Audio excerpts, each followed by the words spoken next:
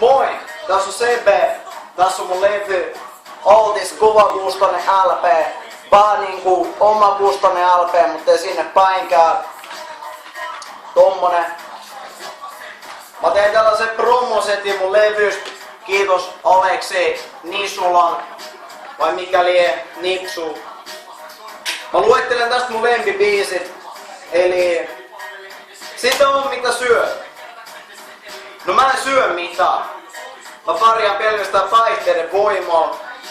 Joten tää levy on tänne tyhjää. Vittu louskaa. On hullu. Mä oon hullu. Kaikki tietää sen. Eksän perässä. Se on mun lempibiisi. Mun eksä on vittu lihava. Mun eksä on niin lihava, että jopa se varjo painaa 50 kiloa. Eli sen mitä se oikeesti haluais painaa.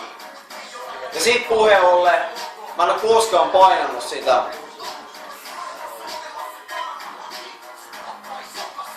Kaikki kutosel.